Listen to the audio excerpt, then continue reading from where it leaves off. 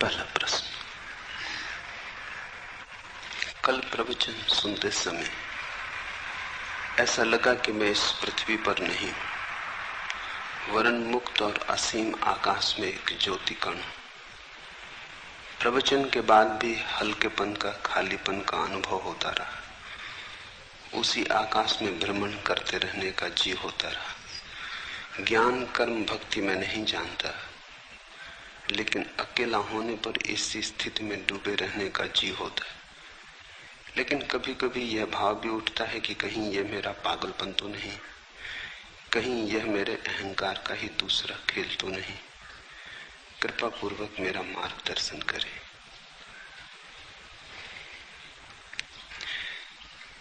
इस पृथ्वी पर हम हैं, पर इस पृथ्वी पर वस्तुतः हम न हो सकते हैं और न हम हैं। प्रतीत होता है पृथ्वी पर हम अजनबी हैं। देह में घर किया है, लेकिन देह हमारा घर नहीं। जैसे कोई परदेश में बस जाए और भूल ही जाए स्वदेश को, फिर अचानक राह पर किसी दिन बाजार में कोई मिल जाए जो घर की याद दिला दे, जो अपनी भाषा में बोले, तो एक क्षण को परदेश मिट जाएगा, स्वदेश प्रकट हो जाएगा। शास्त्र का यही मूल्य है, शास्त्राओं के वचनों का यही अर्थ है। उनकी सुन के क्षण भर को हम यहां नहीं रह जाते, वहां हो जाते हैं जहां हमें होना चाहिए। उनके संगीत में बहकर जो चारों तरफ घेरे है वो दूर हो जाता है, और जो बहुत दूर है पास आ जाता है। अष्टावक्र के वचन बहुत अनूठे हैं। सुनोगे तो ऐसा बार बार होगा, बार बार लगेगा पृथ्वी पर नहीं हो, आकाश के हो गए, क्योंकि वे वचन आकाश के, वे वचन स्वदेश से आए, उस स्रोत से आए जहां से हम सबका आना हुआ है, और जहां हमें जाना चाहिए, और जहां जाए बिना हम कभी चैन को उपलब्ध न हो सकेंगे। जहां हम हैं सराय है, घर नहीं। कितना ही मान के बैठ जाएं कि घर है, फिर भी सराय सराय बनी रहती। समझा लें, बुझा लें, भुला लें, भेद नहीं पड़ता। कांटा चुभता ही रहता, याद आती ही रहती। और कभी जब ऐसे किसी सत्य के साथ मुलाकात हो जाए जो खींच ले, जो चुंबक की तरह किसी और दूसरी दुनिया का दर्शन करा दे, तो लगेगा कि हम पृथ्वी के हिस्से नहीं रहे। ठीक लगा। कल प्रवचन सुनते समय ऐसा लगा कि मैं इस पृथ्वी पर नहीं हूं, इस पृथ्वी पर कोई भी नहीं। इस पृथ्वी पर हम मालूम होते हैं, प्रतीति होती है। सत्यता हम आकाश में है, हमारा स्वभाव आकाश का है। आत्मा यानी भीतर का आकाश, शरीर यानी पृथ्वी। शरीर बना है पृथ्वी से, तुम बने हो आकाश से। तुम्हारे भीतर दोनों का मिलन हुआ है। तुम क्षितिज हो, जहां पृथ्वी आकाश से मिलती हुई मालूम पड़ती, लेकिन मिलती थोड़ी कभी। दूर क्षितिज मालूम पड़ता है, मिल रहा आकाश पृथ्वी से। चल पड़ो, लगता है ऐसे घड़ी दो घड़ी में पहुंच जाएंगे। चलते रहो जन्मों जन्मों तक, कभी भी उस जगह न पहुंचोगे जहां आकाश पृथ्वी से मिलता। बस मालूम होता, सदा मालूम होता, मिल रहा थोड़ी दूर आगे, बस थोड़ी दूर आगे। क्षितिज कहीं है नहीं, सिर्फ दिखाई पड़ता। जैसे बाहर क्षितिज है, वैसे ही हमारी अवस्था है। यहां भीतर भी मिलन कभी हुआ नहीं। आत्मा कैसे मिले शरीर से? मर्त्य का अमृत से मिलन कैसे हो? दूध पानी में मिल जाता, दोनों पृथ्वी के। आत्मा शरीर से कैसे मिले? दोनों का गुणधर्म भिन्न है। कितने ही पास हो, मिलन असंभव है। सनातन से पास हो तो भी मिलन असंभव है। मिलन हो नहीं सकता। सिर्फ हमारी प्रतीति है, हमारी धारणा है। क्षितिज हमारी धारणा है, हमने मान रखा है, इसलिए है। अष्टावक्र के वचनों को अगर जाने दोगे हृदय के भीतर तीर की तरह, तो वे तुम्हें याद को जगाएंगे, तुम्हारी भूली बिसरी स्मृति को उठाएंगे।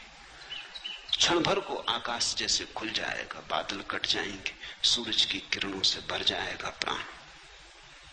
कठिनाई होगी, क्योंकि हमारे सारे जीवन के विपरीत होगा ये अनुभव। इससे बेचैनी होगी। और ये जो घटाएं छट गई हैं, ये तुम्हारे कारण नहीं छटी हैं, ये तो किसी शास्त्रा के वचनों का परिणाम है। फिर घटाएं गिर जाएंगी, तुम घर पहुंचते पहुंचते फिर घटाओं को घेर लोगे। तुम अपनी आदत से इतनी जल्दी बाज थोड़ी आओगे। फिर घटाएं गिर जाएंगी, तब और बेचैनी होगी कि जो दिखाई पड़ा था वो सपना तो नहीं था, जो दिखाई पड़ा था कहीं कल्पना तो नहीं थी, कहीं अहंकार का मन का खेल तो न था, कहीं ऐसा तो न हुआ कि हम किसी पागलपन में पड़ गए थे। स्वभावतः तुम्हारी आदतों का वजन बहुत पुराना है। अंधेरा बड़ा प्राचीन है, यद्यपि है नहीं पर है बहुत प्राचीन। सूरज की किरण कभी फूटती है तो बड़ी नई है, अत्यंत नई है, सद्ध स्नात। क्षण भर को दिखाई पड़ती है, फिर तुम अपने अंधेरे में खो जाते हो। तुम्हारे अंधेरे का बड़ा लंबा इतिहास है। जब तुम दोनों को तौलोगे तो शक किरण पे पैदा होगा, अंधेरे पे पैदा नहीं होगा। होना चाहिए अंधेरे पर, होता है किरण पर, क्योंकि किरण है नई और अंधेरा है पुराना। अंधेरा है परंपरा जैसा, सदियों सदियों की धारा है। किरण है अभी अभी फूटी, ताजी, नई, इतनी नई कि भरोसा कैसे करें। लगा कि मैं इस पृथ्वी पर नहीं, इस पृथ्वी पर कोई भी नहीं है, इस पृथ्वी पर हम हो नहीं सकते। मान्यता है हमारी, धारणा है हमारी, लगता है, सत्य नहीं है। और मुझे असीम आकाश में एक ज्योतिकण हूं ऐसा प्रतीत हुआ। ये शुरुआत है। असीम आकाश में एक ज्योतिकण, जल्दी ही लगेगा कि असीम आकाश हो। ये प्रारंभ है। तो असीम आकाश में भी अभी हम पूरी तरह लीन नहीं हो पाते। अगर लगता भी है कभी कभी वो उड़ान भी आ जाती, वो तूफान भी आ जाता, हवाएं हमें ले भी जाती, तो भी हम अपने को अलग ही बचा लेते। ज्योतिकण न रहे, अंधेरे हो गए ज्योतिकण, लेकिन आकाश से अभी भी भेद रहा, फर्क रहा, फासला रहा। घटना तो पूरी उस दिन घटेगी जिस दिन तुम आकाशी हो जाओगे। ज्योतिकण भी भिन्न है जिस दिन तुम अभिन्न हो जाओगे, जिस दिन लगेगा मैं शून्याकाश हूं। ऐसा तो कहते हैं भाषा में कि मैं शून्याकाश हूं। जब तक मैं है तब तक ये कैसे हो सकेगा? मैं है तो आकाश अलग रहेगा। जब ऐसा प्रतीत होगा कि शून्याकाश है, तब मैं तो नहीं रहूंगा, शून्याकाश ही रहेगा। कहते हैं अहम ब्रह्मास्मि, मैं ब्रह्म हूं। लेकिन जब ब्रह्म होगा तब मैं कैसे रहेगा? ब्रह्म ही रहेगा, मैं नहीं रहूंगा। पर कहने में और कोई उपाय नहीं। भाषा तो सोए हुए लोगों की है, भाषा तो उनकी है जो परदेश में बस गए और जिन्होंने परदेश को स्वदेश मान लिया। मौन ही ज्ञानियों का है, भाषा तो अज्ञानियों की है। तो जैसे ही कुछ कहो कहते ही सत्य असत्य हो जाता है। अहम ब्रह्मास्मि, मैं ब्रह्म हूं, मैं आकाश हूं, कहते ही असत्य हो गया। आकाश ही है। लेकिन यह भी कहना आकाश ही है पूरा सत्य नहीं है, क्योंकि ही बताता है कि कुछ और भी होगा, अन्यथा ही पर जोर क्यों है? आकाश है,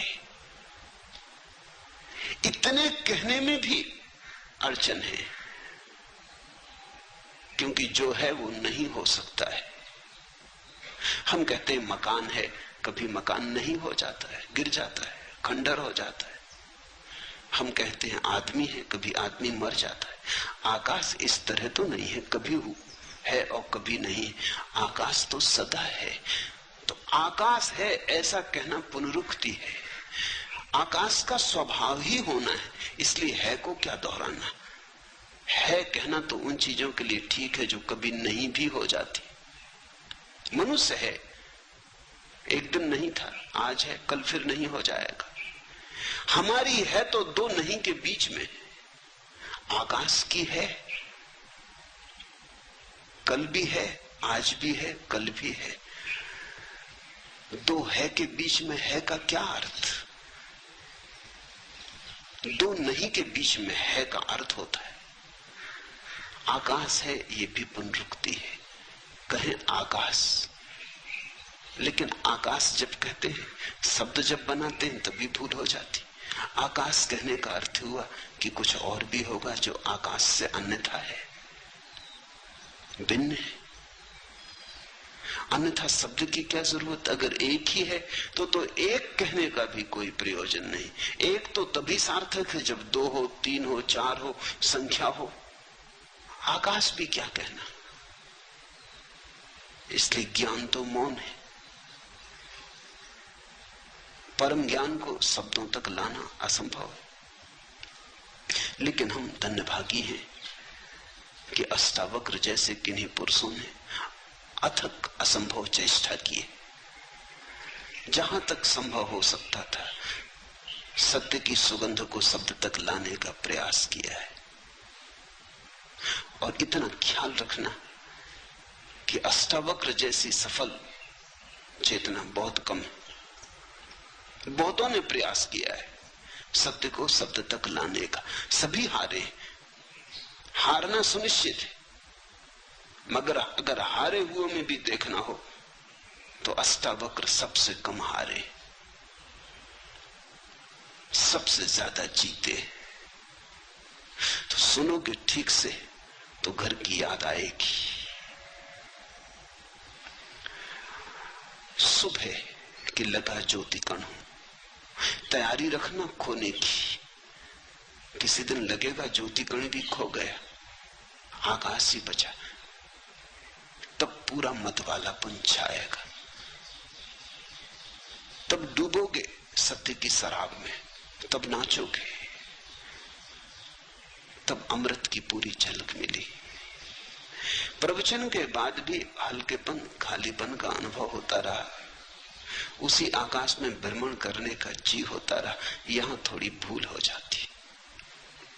जब भी हमें कुछ सुखद अनुभव होता है तो हम चाहते हैं फिर हो। मनुष्य का मन है बड़ा कमजोर,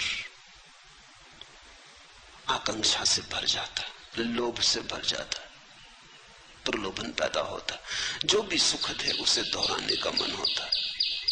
लेकिन एक बात ख्याल रखना, दोहराने में ही भूल हो जाती। जैसे ही तुमने चाहा फिर से हो, कभी ना होगा। क्योंकि जब पहली दफा हुआ था तो तुम्हारे चाहने से ना हुआ था, हो गया था, घटा था, तुम्हारा कृत्य ना था। यही तो अष्टावक्र का पूरा जोर है। सत्य घटता है, कृत्य नहीं, घटना है। सुनते सुनते हुआ था, तुम कर क्या रहे थे? सुनने का अर्थ ही होता है कि तुम कुछ भी ना कर रहे थे, तुम शून्य भाव से बैठे थे,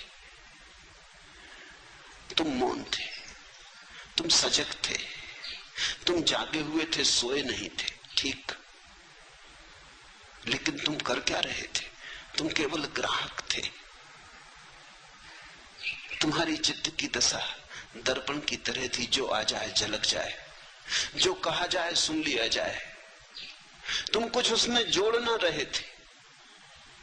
अगर तुम जोड़ रहे होते तो जो घटी है बात वो कभी ना घटती। तुम व्याख्या भी ना कर रहे थे। भीतर बैठे बैठे तुम ये ना कह रहे थे कि हाँ ठीक है, गलत है, मुझसे मेल खाता नहीं मेल खाता, शास्त्र में ऐसा कहा है कि नहीं कहा है। तुम तर्क ना कर रहे थे। अगर तुम तर्क कर रहे थे तो ये घटना ना घटती। जिनने पूछा है, स्वामी ओम प्रकाश सरस्वती ने, उन्हें मैं जानता हूं। तर्क से उनका चित्त बड़ा दूर है, संदेह विवाद से बहुत दूर है। जा चुके वे दिन, कभी किया होगा तर्क, कभी किया होगा संदेह, जीवन के अनुभव से पक गए। अब नहीं, वो बचपना मन में रहा, इसलिए घटना घट सकी। सुन रहे थे, कुछ कर ना रहे थे, बैठे थे, बैठे बैठे हो गया। तो जब पहली दफा तुम्हारे बिना किए हुआ, तो दूसरी दफा अगर तुमने चाहा कि हो जाए तो बाधा पड़ जाएगी। चाहे तो उसके होने का कारण थी ही नहीं। इसलिए जब ऐसी अभूतपूर्व घटनाएं घटे तो चाहना मत। जब घटे आनंद भाव से स्वीकार कर लेना, जब न घटे तो शिकायत मत करना, मांगना मत। मांगे कि चूके, मांगने जबरदस्ती, आग्रह घटना चाहिए। एक दफा घट गया तो अब क्यों नहीं घटता है? ऐसा रोज होता है। जब यहां लोग ध्यान करने आते, शुरू में ताजे और नए होते, कोई अनुभव नहीं होता, तो घट जाता है। ये बड़ी हैरानी की बात है। इसे तुम समझना, अष्टावक्र को समझने में इससे सहायता मिलेगी। ये मेरे रोज का अनुभव है। जब लोग नए ताजे आते हैं और ध्यान का उन्हें कोई अनुभव नहीं होता तो घट जाता है। घट जाता तो आह्लाद से भर जाते, मगर वहीं गड़बड़ हो जाती। फिर मांग शुरू होती, आज जो हुआ कल हो, न केवल हो बल्कि और ज्यादा हो। फिर नहीं घटता। फिर वो मेरे पास आकर रोते, वो कहते हुआ क्या, कहां भूल हो गई? पहले घटा, अब नहीं घट रहा है। भूल यही हो गई कि पहले जब घटा तो तुमने मांगा न था, अब तुम मांग रहे हो। अब तुम्हारा मन निर्दोष न रहा, मांगने दूषित किया। अब तुम सरल न रहे, अब तुम खुले न रहे, मांगने द्वार दरवाजे बंद किए। आकांक्षा जग गई, आकांक्षा ने सब विकृत कर दिया, वासना खड़ी हो गई, लोभ पैदा हो गया। ऐसा रोज होता है। जो लोग बहुत दिन से ध्यान कर रहे हैं, बहुत तरह की प्रक्रियाएं कर रहे हैं, उन्हें ध्यान बड़े मुश्किल से लगता है, उनका अनुभव बाधा बनता है। कभी कभी कोई चला आता है ऐसे ही तरंगों में बहता हुआ। कोई मित्र आता था, उसने कभी सोचा भी नहीं ध्यान का। कोई मित्र आता था, उसने सोचा चलो चले चले देखें क्या है, कुतूहलवश चला आया था। कोई वासना न थी, कोई अध्यात्म की खोज भी न थी, कोई चेष्टा भी न थी, ऐसे ही चला आया था। औरों को ध्यान करते देख तरंग आ गई, सम्मिलित हो गया, घट गए। चौंका आदमी, मैं तो आया ही नहीं था ध्यान करने, और ध्यान हो गया। बस फिर अड़चन। अब दोबारा जब आता है तो आकांक्षा है, मन में रस से फिर से हो, लोभ है, पुनरुक्ति का भाव है। मन आ गया, मन ने सब खेल खराब कर दिए। जहां मन नहीं है वहां घटता है। ध्यान रखना, मन पुनरुक्ति की वासना है। जो हुआ सुखद फिर से हो, जो हुआ दुखद फिर कभी ना हो, यही तो मन है। मन चुनाव करता है, ये हो और ये ना हो, ऐसा बार बार हो और ऐसा अब कभी ना हो, यही तो मन है। जब तुम जीवन के साथ बहने लगते, जो हो ठीक, जो ना हो ठीक। दुख आए तो स्वीकार, दुख आए तो विरोध नहीं, सुख आए तो स्वीकार, सुख आए तो उन्माद नहीं। जब सुख और दुख में कोई सम होने लगता है, समता आने लगती है, जब सुख और दुख धीरे धीरे एक ही जैसे मालूम होने लगते हैं, क्योंकि कोई चुनाव न रहा, अपने हाथ की कोई बात न रही, जो होता है होता है, हम देखते रहते। इसको अष्टावक्र कहते हैं साक्षी भाव। और वो कहते हैं साक्षी भाव सदा तो सब सदा। साक्षी भाव साक्षी को जगाता, भीतर बाहर समता ले आता है। समत्व साक्षी भाव की छाया है। या तुम समत्व में उपलब्ध हो जाओ तो साक्षी भाव चला आता है। वे दोनों साथ साथ चलते, वे एक ही घटना के दो पैर या दो पंख हैं। उसी आकाश में भ्रमण करने का जी होता रहता है। इससे सावधान होना, मन को मौका मत देना कि ध्यान की घड़ियों को खराब करे। इसी मन ने तो संसार खराब किया, इसी ने तो जीवन के सारे संबंध विकृत किए, इसी मन ने तो सारे जीवन को रेगिस्तान जैसा रूखा कर दिया। जहां बहुत फूल खिल सकते थे वहां सिर्फ कांटे हाथ में रह गए। अब इस मन को अंतर यात्रा पर साथ मत लाओ, इसे नमस्कार करो, इसे विदा दो, प्रेम से सही पर इसे विदा दो। इससे कहो बहुत हो गया, अब हम न मांगेंगे, अब जो होगा हम जागेंगे, हम देखेंगे। जैसे ही तुमने मांगा फिर तुम साक्षी नहीं रह सकते, तुम भोक्ता हो गए। ध्यान के भी भोक्ता हो गए तो ध्यान गया। भोक्ता का अर्थ यह है कि तुमने कहा इसमें मुझे रस आया, इससे मुझे सुख मिला।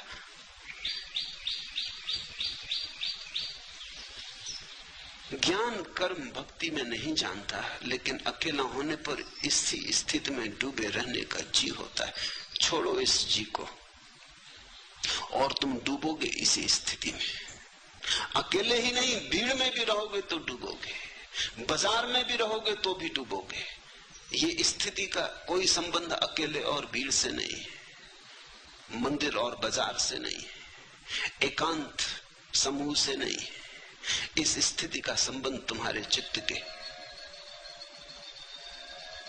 शांत होने से, सम होने से। जहां भी शांति समता होगी ये घटना घटेगी, लेकिन तुम इसको मांगो मत, अन्यथा यही अशांति बन जाएगी, यही तनाव बन जाएगी। अष्टावक्र कहते अभी और यही। मांग तो सदा कल के लिए होती, मांग तो अभी और यही नहीं हो सकती। मांग का स्वभाव वर्तमान में नहीं ठहरता। मांग का अर्थ ही है हो, कल हो, घड़ी भर बाद हो, क्षण भर बाद हो। मांग अभी तो नहीं हो सकती।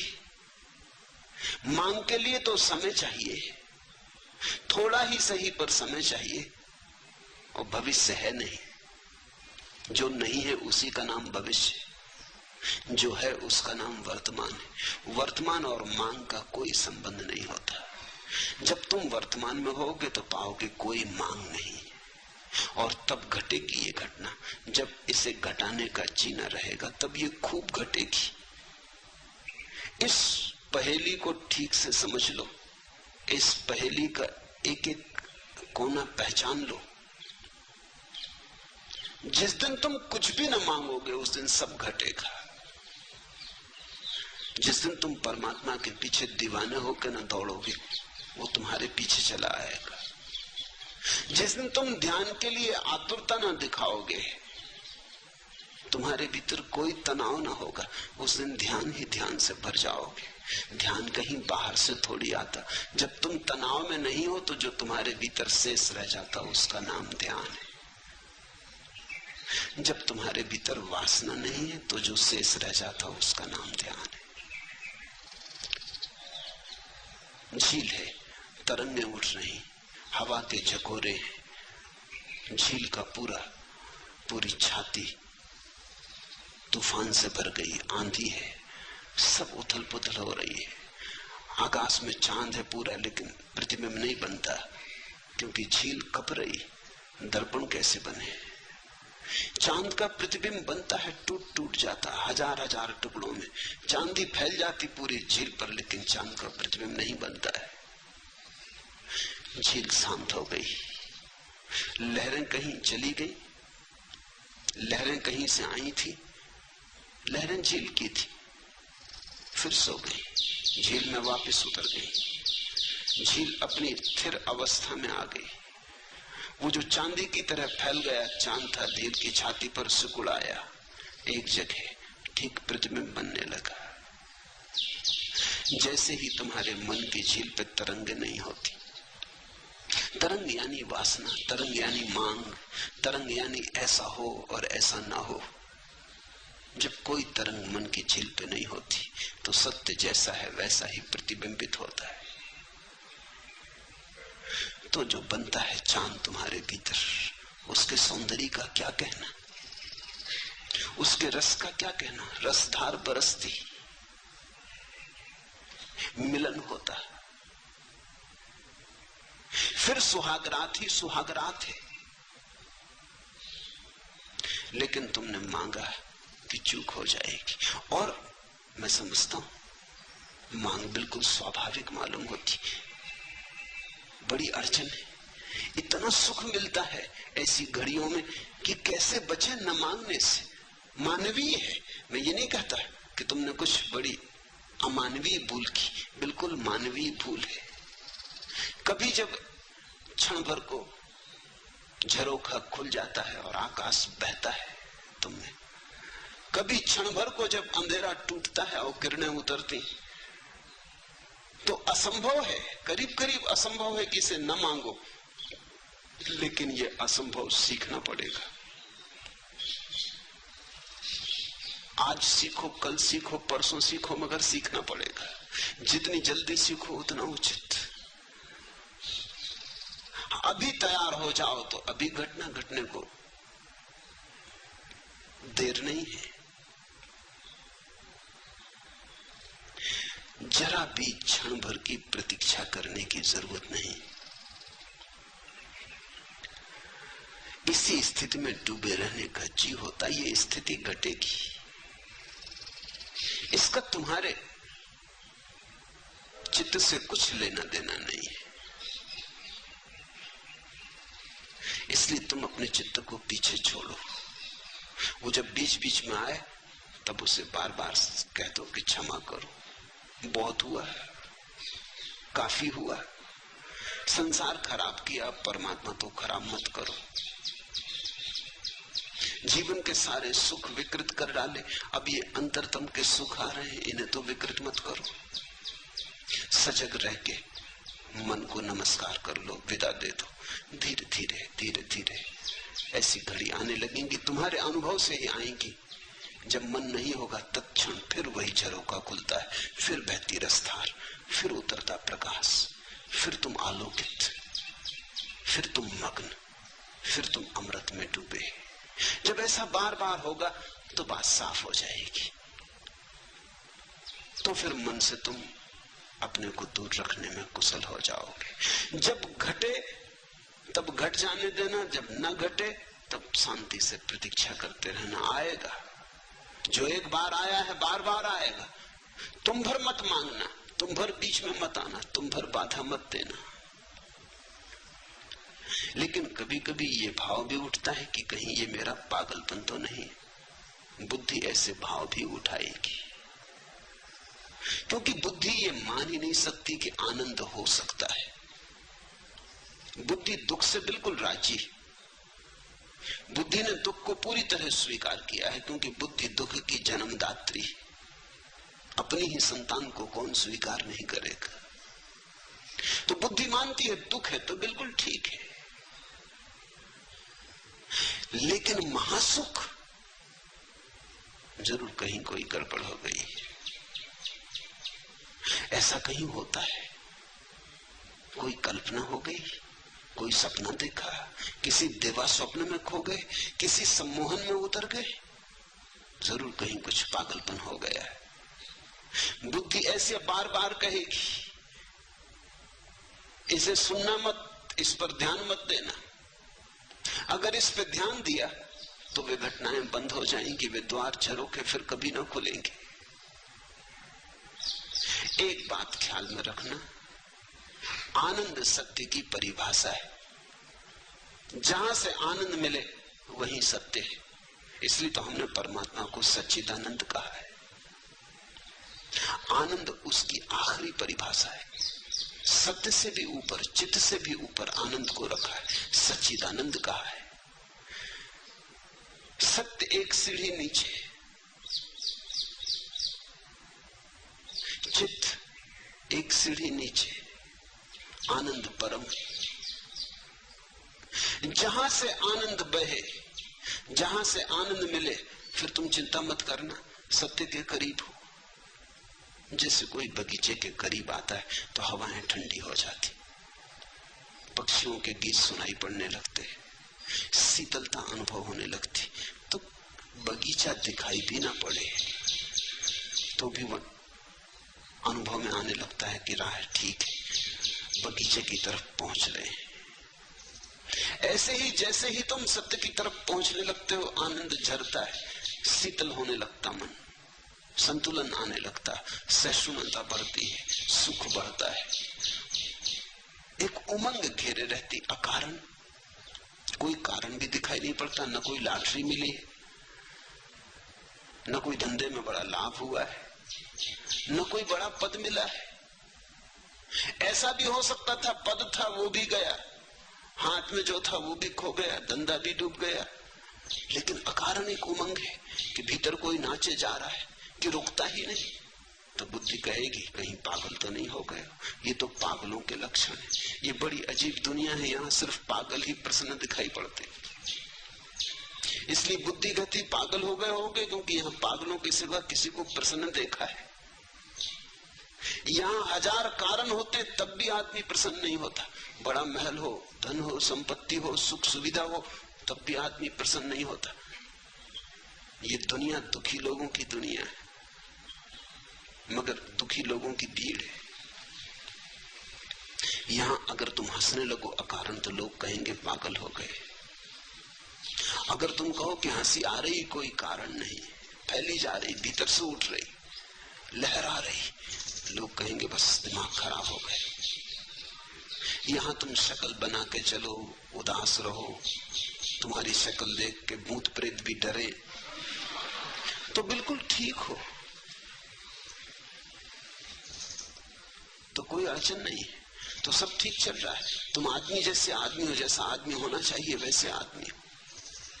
लेकिन तुम मुस्कुराने लगो, तुम हंसने लगो, तुम गीत गुनगुनाने लगो, तुम राह के किनारे खड़े होकर नाचने लगो, बस तुम पागल हो गए।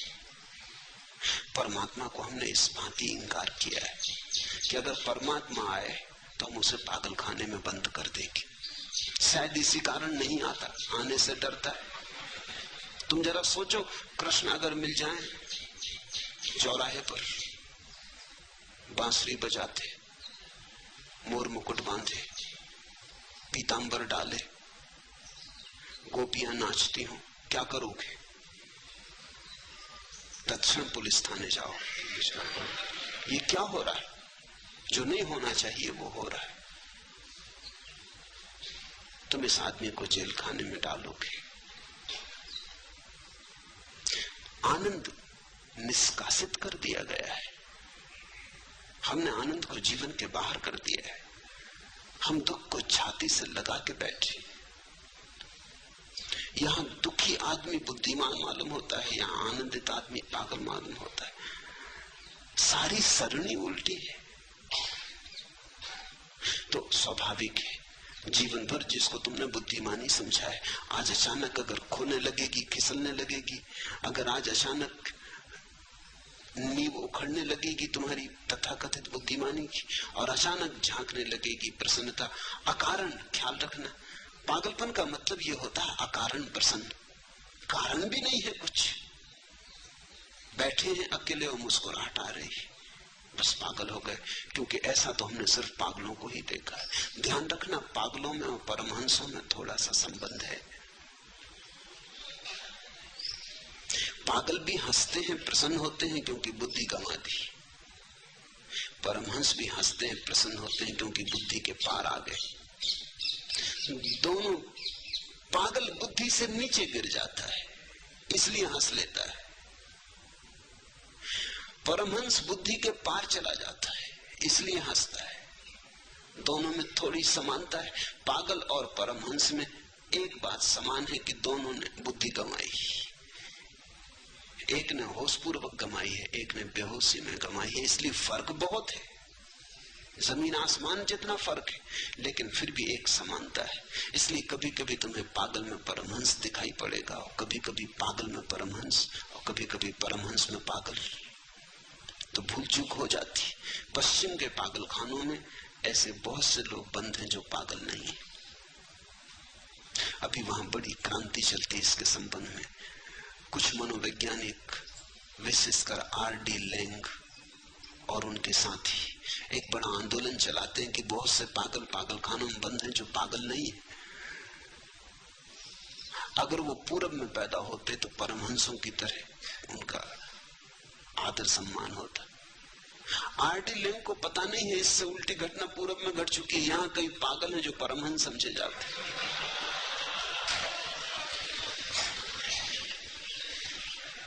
मगर आदमी आदमी है। यहाँ पूरब में कई पागल परमहंस समझ लिए गए, मगर भूल चूक होती क्योंकि दोनों की सीमाएं एक दूसरे पर पड़ जाती। तो ये शक स्वाभाविक है। एक ही बात ख्याल रखना इसमें, आनंद बढ़ रहा हो घबराना मत। मगर आनंद पागलपन के कारण भी बढ़ सकता है। तो सुरक्षा की कसौटी क्या है? सुरक्षा की कसौटी यह है, तुम्हारा आनंद बढ़ रहा हो और तुम्हारे कारण किसी का दुख न बढ़ रहा हो तो बेफिक्री से जाना। तुम्हारा आनंद किसी की हिंसा, किसी पे आक्रमण, किसी को दुख देने पर निर्भर ना हो तो फिर पागलपन से डरने की कोई वजह नहीं। अगर पागल भी हो रहे तो ये पागलपन बिल्कुल शुभ है, ठीक है। फिर बेझिझक इसमें प्रवेश कर जाना। डरने का कारण तो तभी है जब तुम किसी को नुकसान पहुंचाने लगो। तुम्हारे नाच से किसी को कोई बाधा नहीं है, लेकिन कोई सो रहा है, तुम उसकी छाती पे जाकर ढोल बजा कर नाचने लगो। तुम नाचो, इससे कुछ अड़चन नहीं है। तुम गुनगुनाओ राम का नाम, ये ठीक है। लेकिन माइक लगा के आधी रात में और तुम अखंड कीर्तन शुरू कर दो तो तुम पागल हो। हालांकि कोई तुमको पागल नहीं कह सकता, क्योंकि रामधुन कर रहे हैं, ऐसे कई पागल कर रहे हैं। वो कहते हैं अखंड कीर्तन कर रहे हैं, 24 घंटे की कथा की। सो न सो तुम्हारी मर्जी। अगर तुम बाधा डालो तो अधार्मिक हो। इतना ही ख्याल रखना, तुम्हारा आनंद हिंसात्मक ना हो, बस ये पर्याप्त है। तुम्हारा आनंद तुम्हारा निजी हो, इसके कारण किसी के जीवन में कोई बाधा न पड़े, कोई पत्थर न पड़े।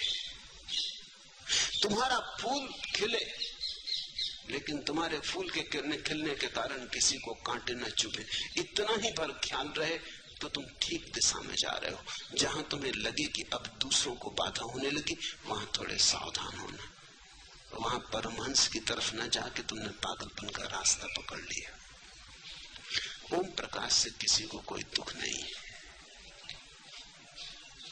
बेझिझक बेधड़क जा सकते हो।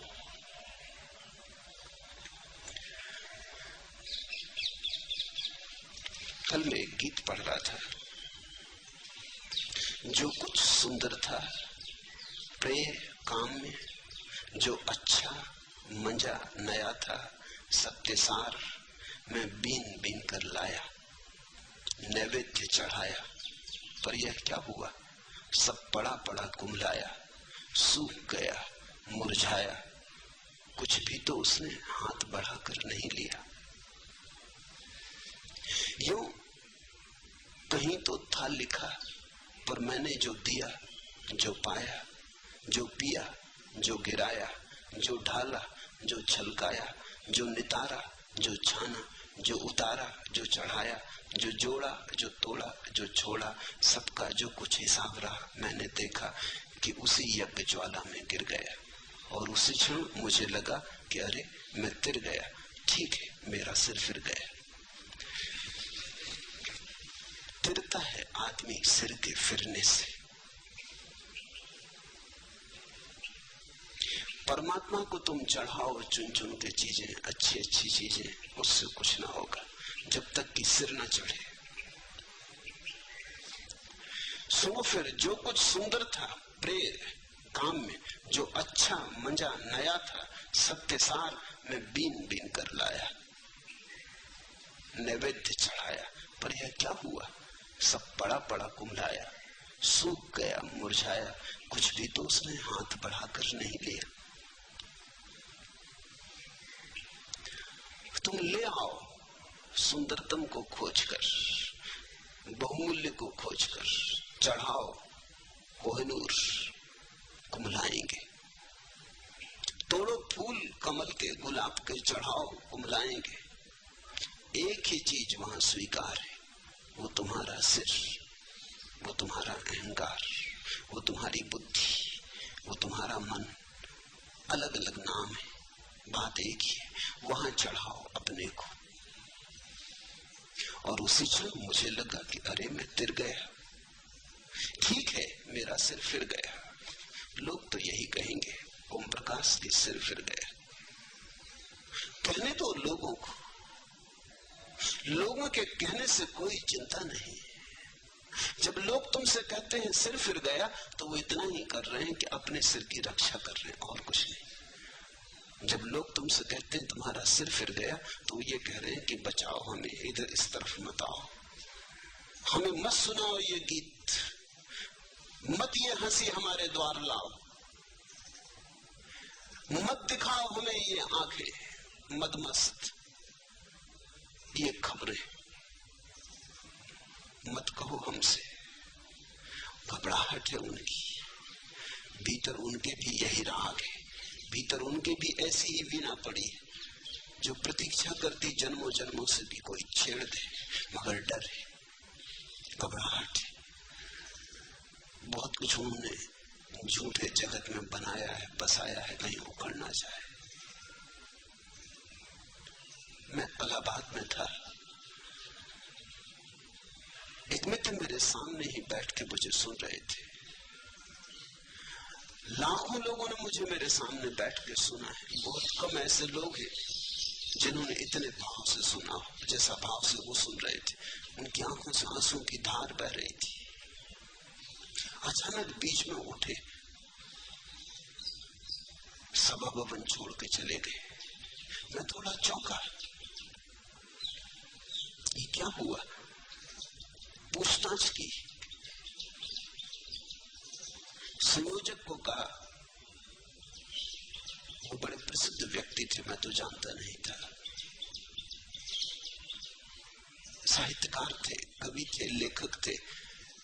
संयोजक ने उनके घर जाके पूछा, उन्होंने कहा बाबा माफ करो, मैं घबरा गया। 20 मिनट के बाद मैंने कहा यहां से भाग जाना उचित है, अगर थोड़ी देर और रहा तो कुछ से कुछ हो जाएगा। इस आदमी का तो सिर फिरा है, मेरा फिरा देखा।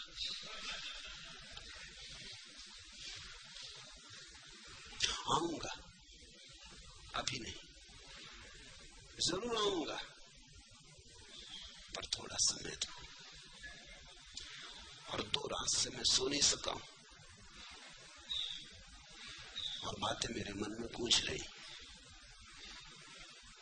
नहीं, अभी मेरे पास बहुत काम करने को पड़े, अभी बच्चे छोटे, अभी घर गृहस्थी संभालनी। जरूर आऊंगा, तुम जाओ, उनसे कहना जरूर आऊंगा, लेकिन अभी नहीं। जब कोई तुमसे कहता है तुम्हारा सिर फिर गया, वो सिर्फ अपनी आत्मरक्षा कर रहा है। वो ये कह रहा है कि ऐसा मान के कि तुम्हारा सिर फिर गया, मैं अपने आकर्षण को रोकता हूं।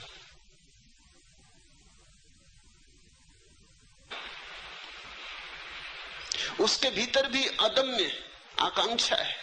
कौन है ऐसा जो परमात्मा को खोजने नहीं चला है? कौन है ऐसा जो आनंद का प्यासा नहीं है? कौन है ऐसा जिससे सत्य की अभीप्सा नहीं? ऐसा कभी कोई हुआ ही नहीं। जिनको तुम नास्तिक कहते हो वे ही लोग हैं जो घबरा गए। वे ही लोग हैं जो कहते हैं नहीं, कोई परमात्मा नहीं। क्योंकि परमात्मा को इंकार न करें तो खोज पर जाना होगा। मेरा अपना अनुभव यह है कि नास्तिक के भीतर तथाकथित आस्तिकों से सत्य की खोज की ज्यादा गहरी आकांक्षा होती। वो मंदिर जाने से डरता है। तुम डरते ही नहीं। तुम डरते नहीं क्योंकि तुम्हारे भीतर कोई ऐसी प्रबल आकांक्षा नहीं कि तुम पगला जाओगे। तुम मंदिर हो आते हो जैसे तुम दुकान चले जाते हो। तुम मंदिर के बाहर भीतर हो लेते हो, तुम पे कुछ असर नहीं होता है। नास्तिक वैसा व्यक्ति है जो जानता है अगर मंदिर गया तो वापस न लौट सकेगा।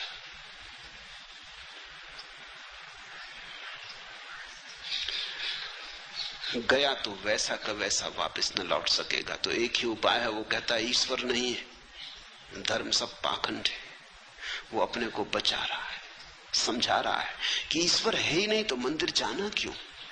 ईश्वर है नहीं तो क्यों उलझन में पड़ना, क्यों ध्यान, क्यों प्रार्थना? मेरे देखे नास्तिक के भीतर आत्मरक्षा चल रही है। मैंने अब तक कोई नास्तिक नहीं देखा जो वस्तुतः नास्तिक हो। आदमी नास्तिक हो कैसे सकता है? नास्तिक का तो अर्थ हुआ कि कोई आदमी नहीं के भीतर रहने का प्रयास कर रहा है। नहीं के भीतर कोई रह कैसे सकता है? नास्ति में कोई जी कैसे सकता है? जीने के लिए हां चाहिए। नहीं में कहीं फूल खिलते? हां चाहिए, स्वीकार चाहिए। जीवन में जितना स्वीकार होता है उतने ही फूल खिलते, लेकिन सीमा के बाहर फूल न खिल जाएं इससे भय होता है। कहीं फूल इतने न खिल जाएं कि मैं उन्हें संभाल ना पाऊं। कल रात एक युवक ने मुझे कहा कि अब मुझे बचाएं, ये जरूरत से ज्यादा हुई जा रही बात। मैं इतना प्रसन्न हूं कि लगता है मैं टूट जाऊंगा। इतना आनंद है कि लगता है मैं संभाल ना पाऊंगा। ये मेरे हृदय का पात्र छोटा है, मुझे बचाएं। मैं इसके ऊपर से बहा जा रहा हूं। ये मेरी सीमाएं सब टूटी जा रही हैं और मुझे डर है कि अगर मैं इसके साथ बह गया तो फिर लौट ना पाऊंगा। नियंत्रण कहीं खो न जाए, ये भय। अहंकार दुख के साथ भली भांति जी लेता है क्योंकि दुख में नियंत्रण नहीं खोता। कितने ही तुम रो दुख में, तुम अपने मालिक रहते हो। नियंत्रण खोता है आनंद में। सीमा टूटती आनंद में, दुख में कभी कोई सीमा नहीं टूटती। नरक में भी सीमा नहीं टूटती। तुम नरक में भी पड़े रहो तो भी तुम अपने भीतर मजबूत रहते हो। सीमा टूटती है स्वर्ग में, वहां नियंत्रण खो जाता है। जहां नियंत्रण खोता वहां अहंकार खो जाता है। जहां नियंत्रण खोता वहां बुद्धि की पकड़ खो जाती, तर्क का जाल खो जाता। वही हो रहा है। घबराना मत, तिरने का क्षण करीब आ रहा है, लेकिन सिर फिरे बिना कोई कभी तिरा नहीं।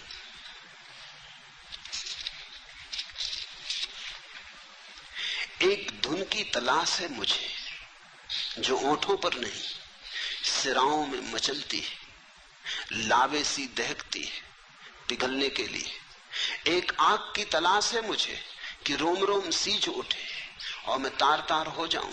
कोई मुझे जाली जाली बुंदे कि मैं पारदर्शी हो जाऊं। एक खुशबू की तलाश है मुझे कि भारहीन हो, हवा में तैर सकूं, हल्की बारिश की महीन बौछारों में कांप सकूं। गहराती सांझ के सलेटी आसमान पर चमकना चाहता हूं कुछ देर। एक सोख रंग की तलाश है मुझे। ओम प्रकाश, वही सोख रंग मैंने तुम्हें दे दिया है। ये गैरिक वस्त्र वही सोख रंग है। बहो,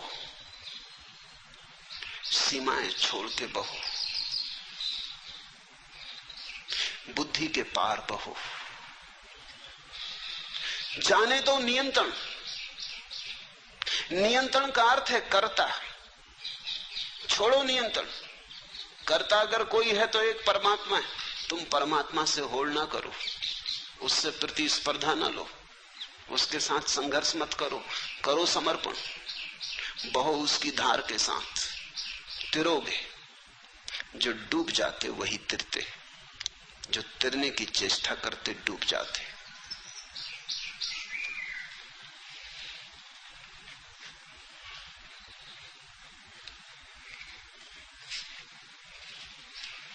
दूसरा प्रश्न, सदा से खोजियों का यह अवलोकन रहा है कि परमात्मा उपलब्धि अत्यंत दुस्साध्य घटना है, लेकिन आप जैसे बुद्ध पुरुष सदा से इस बात पर जोर देते रहे हैं कि परमात्मा अभी और यहीं घट सकता है। क्या बार बार यह कहना एक चुनौती और एक प्रयास करने की एक विधि है, एक उपाय है? सत्य है यही, न तो विधि है और न उपाय। तुम्हारा ऐसा पूछना बचने की विधि और उपाय है। ये बात हमारा मन स्वीकार करने को राजी नहीं होता कि परमात्मा अभी और यहीं मिल सकता है। क्यों नहीं राजी होता? इसलिए राजी नहीं होता कि अगर अभी और यहीं मिल सकता है तो फिर हमें मिल नहीं रहा। तो इसका कारण क्या होगा? फिर इसकी व्याख्या कैसे करें? अगर अभी और यहीं मिल सकता है तो मिल क्यों नहीं रहा? बेचैनी खड़ी हो जाती है। अभी और यहीं मिल सकता है, मिल तो नहीं रहा, तो इसे समझाएं कैसे? तो बड़ी अड़चन की बात हो गई। इस अड़चन को सुलझाने के लिए तुम कहते हो मिल तो सकता है लेकिन पात्रता चाहिए। बुद्धि रास्ते निकालती, जहां उलझन खड़ी हो जाती उसे सुलझाती। रास्ता खोजना पड़ेगा, पात्रता खोजनी पड़ेगी, शुद्ध होना पड़ेगा, तब मिलेगा। और अगर अष्टावक्र कहते हैं अभी और यहीं मिल सकता तो जरूर इसमें कुछ कारण है। वो इसलिए कहते हैं ताकि तुम तीव्रता से प्रयास में लग जाओ, लेकिन लगना प्रयास में ही पड़ेगा। मन बड़ा होशियार है। अष्टावक्र की बात बिल्कुल सीधी साफ है, परमात्मा अभी और यहीं मिल सकता है क्योंकि परमात्मा कोई उपलब्धि नहीं है, परमात्मा तुम्हारा स्वभाव है। सारा जोर सीधा है, तुम परमात्मा हो, मिल सकने की बात ही गलत है। जब हम कहते हैं अभी और यहीं मिल सकता है तो इसका अर्थ इतना ही हुआ कि मिला ही हुआ है। जरा आंख खोलो और देखो। मिल सकते की भाषा ठीक नहीं है। मिल सकने में तो ऐसा लगता है तुम अलग हो और परमात्मा अलग है। तुम खोजने वाले हो, वो खोज का लक्ष्य, तुम यात्री हो, वो मंजिल नहीं। अभी और यहीं मिल सकता है कि इतना ही अर्थ है कि तुम वही हो जिसे तुम खोज रहे हो। जरा अपने को पहचानो, आंख खोलो और देखो, या आंख बंद करो और देखो, मगर देखो। थोड़ी दृष्टि की बात है, पात्रता की नहीं। पात्रता का तो अर्थ हुआ कि परमात्मा भी सौदा है। जैसे तुम बाजार में जाते हो तो कोई चीज 1000 रुपए की है, कोई लाख रुपए की है, कोई 10 लाख रुपए की है, हर चीज का मूल्य है। तो पात्रता का तो अर्थ हुआ कि परमात्मा का भी मूल्य है।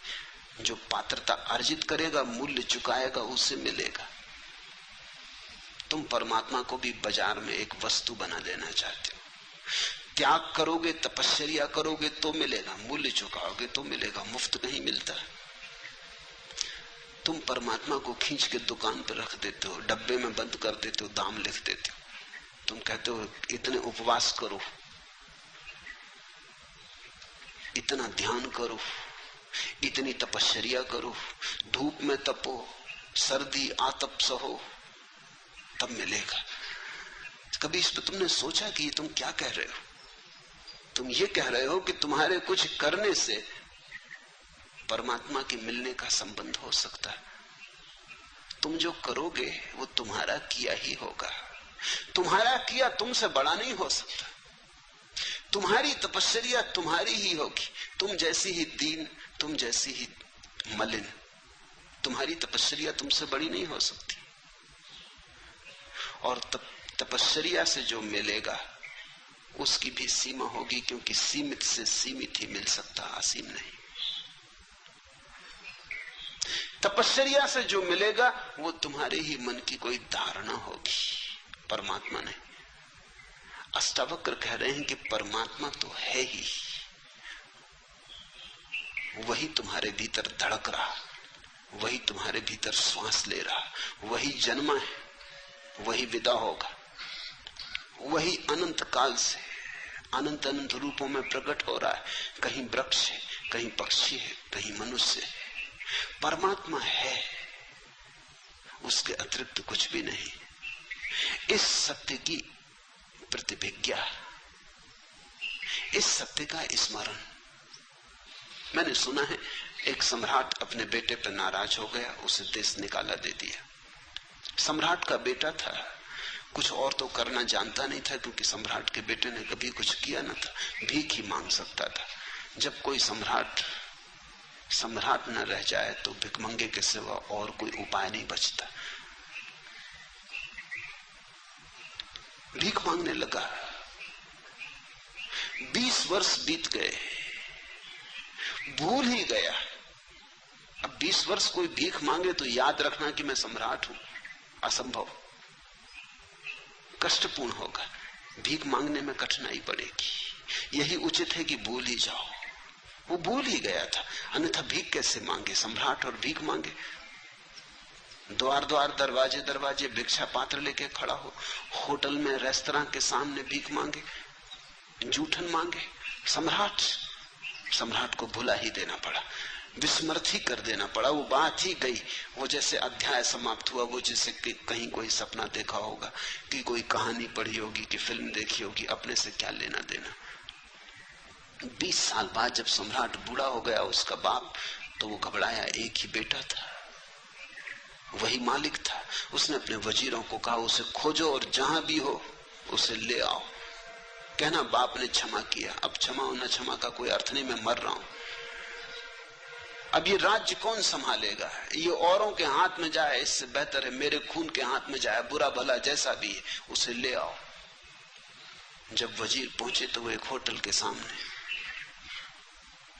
पैसे मांग रहा था, टूटा सा पात्र लिए, नंगा था, पैरों में जूते नहीं थे, भरी दोपहरी थी, गर्मी के दिन थे, लू बहती थी, पैर जल रहे थे, और वो मांग रहा था कि मुझे जूते खरीदने हैं, इसके लिए कुछ पैसे मिल जाएं। कुछ पैसे उसके पात्र में पड़े थे। रथ आके रुका, वजीर नीचे उतरा, वजीर ने गिर के उसके चरण छुए। होने वाला सम्राट था।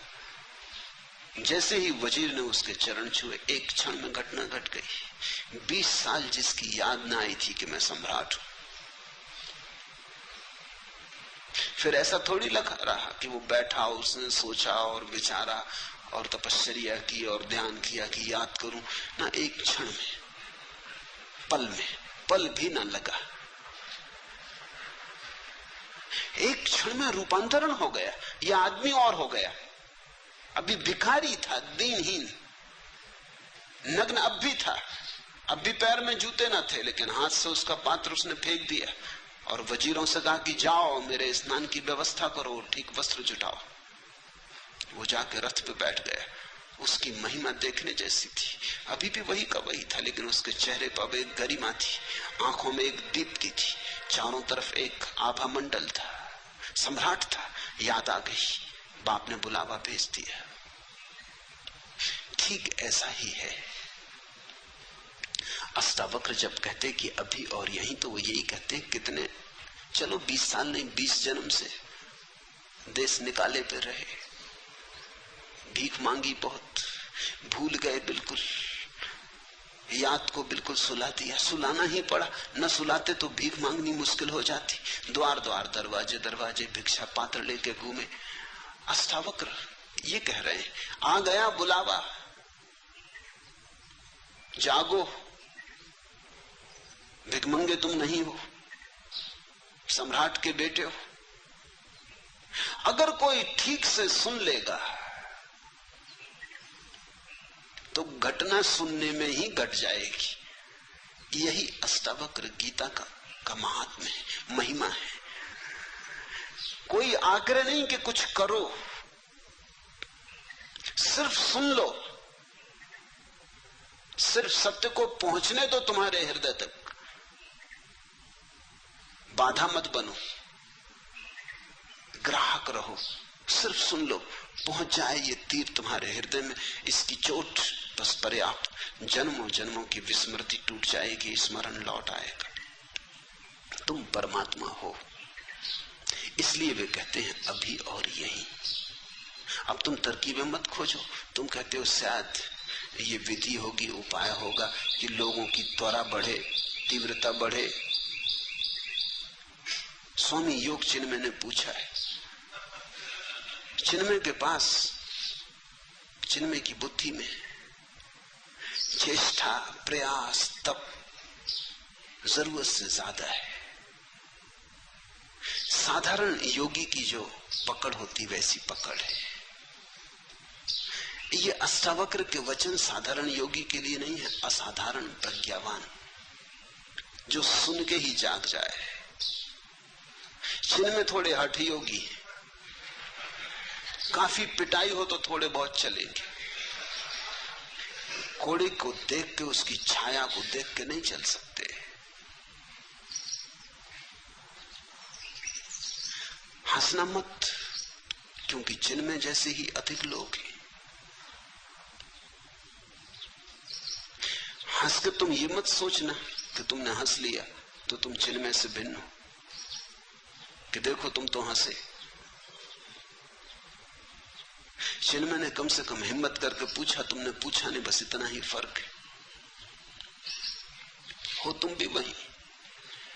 ये अष्टावक्र की गीता पूरी हो जाएगी,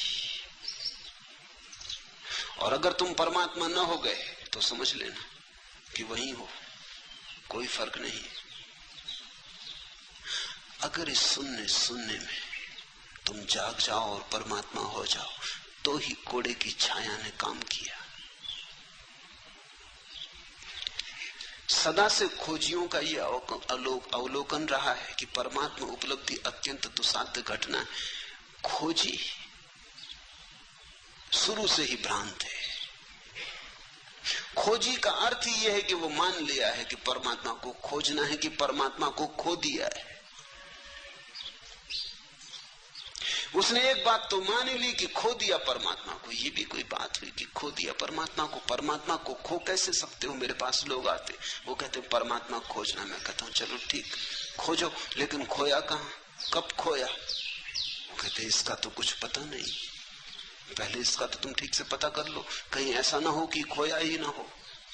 कभी कभी ऐसा हो जाता है कि चश्मा नाक पे चढ़ा है और उसी चश्मे से देख के चश्मा खोज रहे।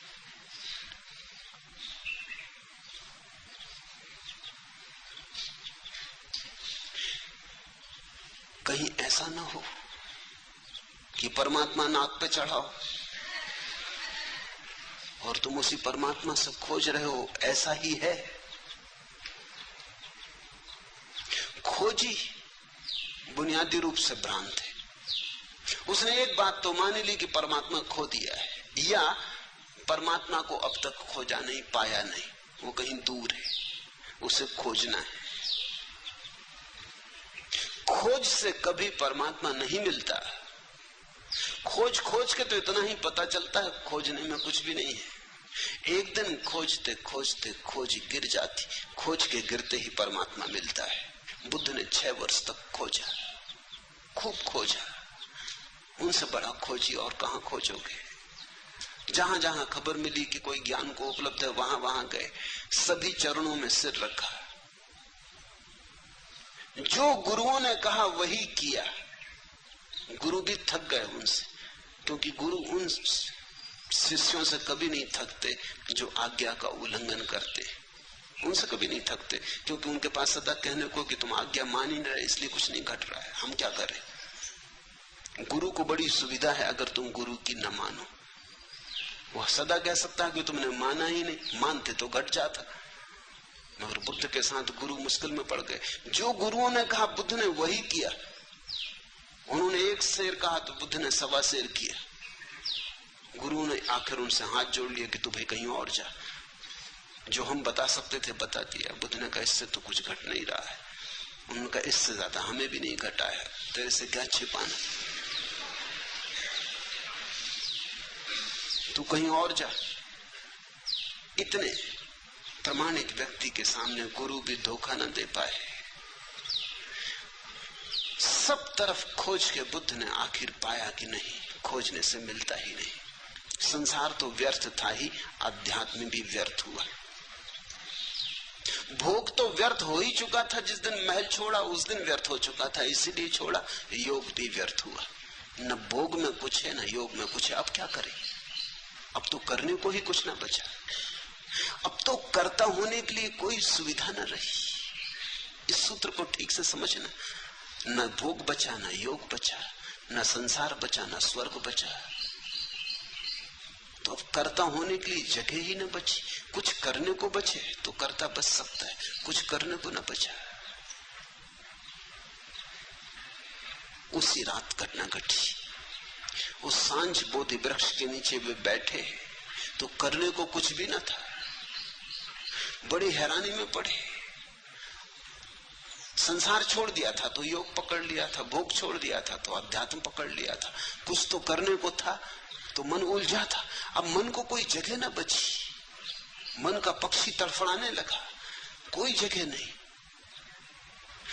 मन के लिए जगह चाहिए, अहंकार के लिए कर्ता का रस चाहिए, कर्तव्य चाहिए। कुछ करने को हो तो अहंकार बचे। कुछ था ही नहीं करने को। जरा थोड़ा सोचो, एक गहन उदासीनता जिसको अष्टावक्र वैराग्य कहते, वो उदय हुआ। योगी विरागी नहीं है, क्योंकि योगी नए भोग खोज रहा है। योगी आध्यात्मिक भोग खोज रहा है, विरागी नहीं है। अभी भोग की आकांक्षा है। संसार में नहीं मिला तो परमात्मा में खोज रहा है, लेकिन खोज जारी है। यहां नहीं मिला तो वहां खोज रहा है, बाहर नहीं मिला तो भीतर खोज रहा है, लेकिन खोज जारी है। भोगी विरागी नहीं है, योगी भी विरागी नहीं है। हाँ, उनकी खोज राग की अलग अलग है। एक बाहर की तरफ जाता, एक भीतर की तरफ जाता, लेकिन जाते दोनों।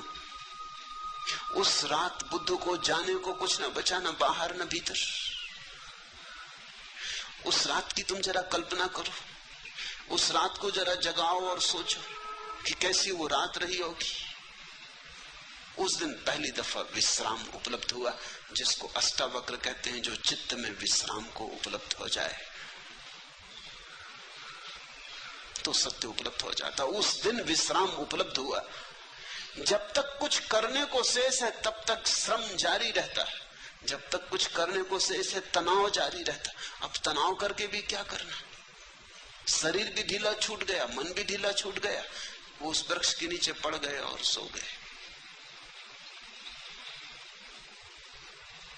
सुबह जब उनकी आंख खुली तो ऐसी खुली जैसी सबकी खुलनी चाहिए। सुबह जब आंख खुली तो पहली दफा खुली। सदियों सदियों से बंद थी वो आंख खुली। सुबह जब आंख खुली तो भोर का आखिरी तारा डूबता था। उस भोर के आखिरी तारे को उन्होंने डूबते हुए देखा। इधर बाहर भोर का आखिरी तारा डूब गया, उधर भीतर भी मन की आखिरी रेखा विसर्जित हो गई। कुछ भी न था, भीतर कोई भी ना बचा। सन्नाटा था, शून्य था, विराट शून्य था, आकाश था। कहते हैं बुद्ध 7 दिन वैसे ही बैठे रहे, मूर्तिवत, हिले नहीं, डुले नहीं। कहते हैं देवता घबरा गए। आकाश से देवता उतरे, ब्रह्मा उतरे, चरणों में पड़े और कहा आप कुछ बोले। ऐसी घटना सदियों में घटती है, बड़ी मुश्किल से घटती है। आप कुछ कहें, हम आतुर हैं सुनने को कि क्या हुआ है। हिंदू बहुत नाराज है इस बात से कि बौद्ध कथाओं में ब्रह्मा को उतार के और बुद्ध के चरणों में गिरा दिया।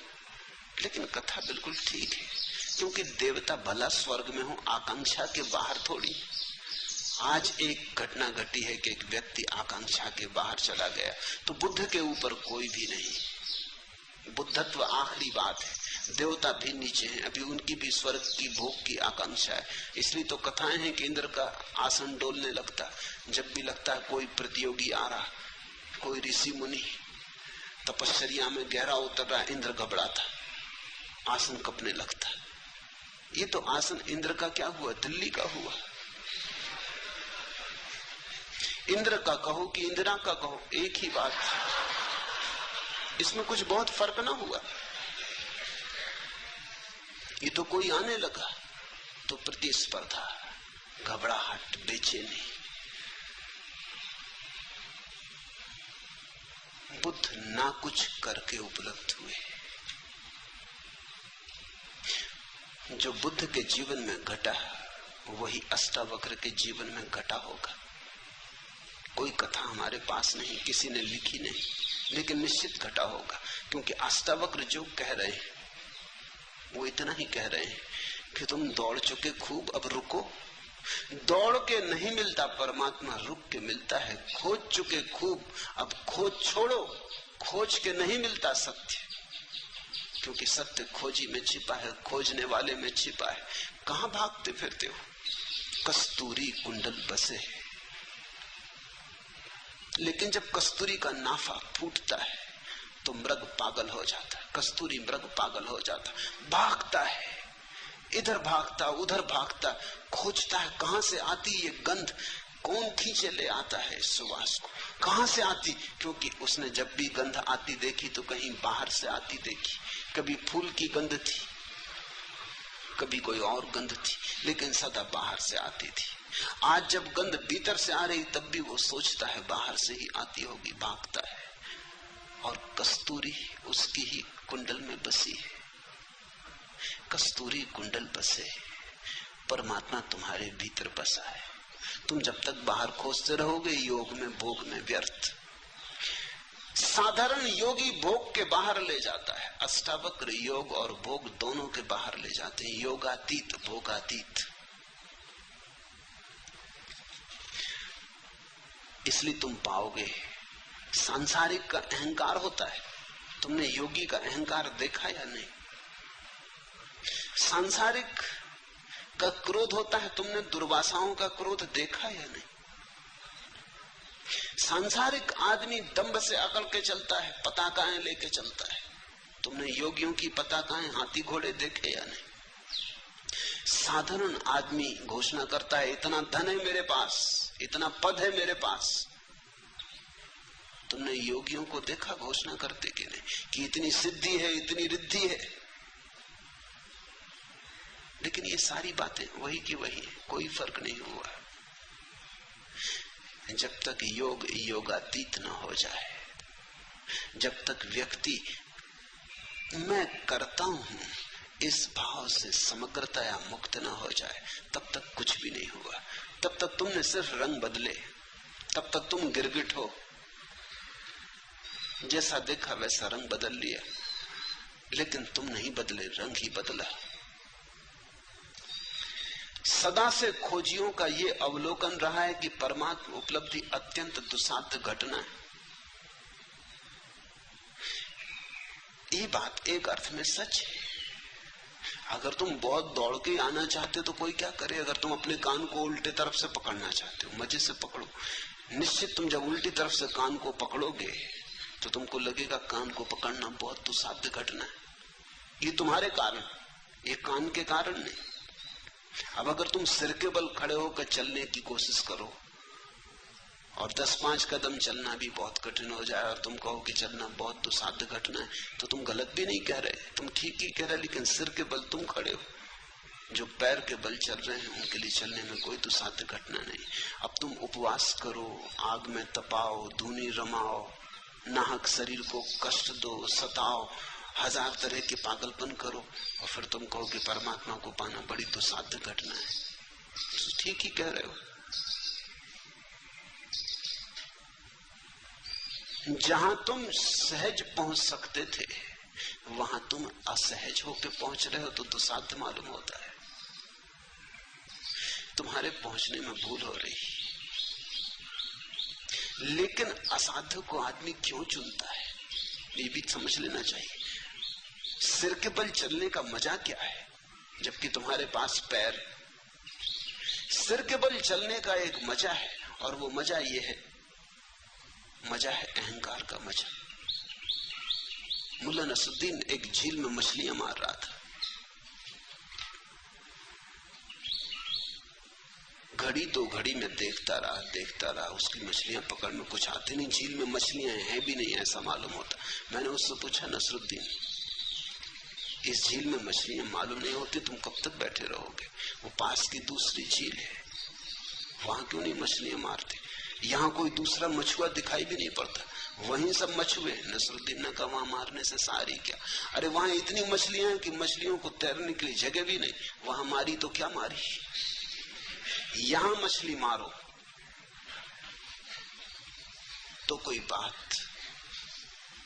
असाध्य में भी आकर्षण है। जितना असाध्य काम हो उतना अहंकार मजबूत होता है। यहां मछली मारो तो कुछ है। जो सभी कर रहे हैं वही तुमने किया तो क्या सार है? सभी पैर के बल चल रहे हैं, तुम भी चले तो क्या मजा। सिर के बल चलो। मेरे देखे परमात्मा से कोई संबंध नहीं है कठिनाइयों का। कठिनाइयों का संबंध अहंकार से। अहंकार कठिन को करने में मजा लेता, क्योंकि सरल तो सभी करते, उसमें क्या सार है। अगर तुम किसी से कहो कि हम पैर के बल चलते तो लोग कहेंगे तुम्हारा दिमाग खराब हो गया, सभी चलते। लेकिन अगर तुम सिर के बल चलो तो अखबारों में नाम छपेगा, तो लोग तुम्हारे पास आने लगेंगे। लोग तुम्हारे चरणों में सिर झुकाएंगे कि तुम्हें कोई सिद्धि मिल गई कि तुम सिर के बल चलते हो। अहंकार की पूजा तभी हो सकती है जब तुम कुछ असाध्य करो। जैसे हिलरी चढ़ गया एवरेस्ट पर तो सारी दुनिया में खबर हुई। अब तुम जाओ और पूना की छोटी मोटी पहाड़ी पे चढ़ के खड़े हो जाओ और झंडा लगाने लगो, और तुम कहो कोई अखबार वाला भी नहीं आ रहा, कोई फोटोग्राफर भी नहीं आ रहा, मामला क्या है? आखिर ये भेदभाव क्यों हो रहा है? हिलरी के साथ इतना शोरगुल मचाया, इतिहास में नाम अमर रहेगा सदा के लिए, और हमारा कुछ भी नहीं हो रहा। हम भी वही कर रहे हैं, उसने भी झंडे गाड़ा हुआ। लेकिन एवरेस्ट पे चढ़ना कठिन है। 50-60 साल से लोग चढ़ने की कोशिश कर रहे थे, तब एक आदमी चढ़ पाया। इसलिए धीरे धीरे वहां रास्ता बन जाएगा, बस जाने लगी कि कभी न कभी जाएगी। कोई सदा इतनी देर तक एवरेस्ट अपने को बचा नहीं सकता आदमी से। जब एक आदमी पहुंच गया तो सिलसिला शुरू हो गया। अभी कुछ देर पहले औरतें भी पहुंच गई। जब औरतें भी पहुंच गई तब और पहुंचने को क्या बाकी रहा? अब सब धीरे धीरे पहुंच रहे हैं। थोड़े दिन में वहां होटलें और बसें और सब पहुंच जाएंगी। फिर जाकर तुम झंडा गाड़ना। जब बस वगैरह सब चलने लगे वहां, तुम कहोगे ये वही जगह है जहां हिलरी ने झंडा गाड़ा। बड़ा भेदभाव हो रहा है, बड़ा पक्षपात हो रहा है। कठिन में अहंकार को मजा है। आदमी कई चीजों को कठिन कर लेता ताकि अहंकार को भरने में रस आ सके। हम बहुत सी चीजों को कठिन कर लेते हैं, जितनी कठिन कर लेते हैं उतना ही रस आने लगता है। कठिनाई परमात्मा को पाने में नहीं है, कठिनाई अहंकार का रस है। तो तुम जो कहते हो सदा से खोजियों का ये अवलोकन रहा है कि परमात्मा उपलब्धि अत्यंत दुसाध्य घटना है, ये ठीक है। वो जो खोजी है अहंकारी है। और परमात्मा को खोजियों ने कब पाया? जब खोज छूट गई तब पाया। खोज छूटने पर ही मिलता है परमात्मा। जब तुम कहीं भी नहीं जा रहे, सिर्फ बैठे हो विश्राम में, परम विराम में, यात्रा शून्य जहां हो जाती। साधारणतः लोग सोचते हैं कि परमात्मा को पालेंगे तो फिर यात्रा नहीं होगी। बात बिल्कुल उल्टी। यात्रा अगर तुम अभी छोड़ दो तो अभी परमात्मा मिल जाए। लोग सोचते हैं मंजिल मिल जाएगी तो फिर हम विश्राम करेंगे। हालत उल्टी है, तुम विश्राम करो तो मंजिल मिल जाए।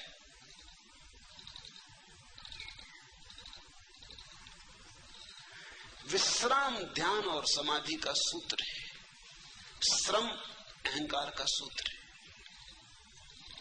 इसलिए तुम पाओगे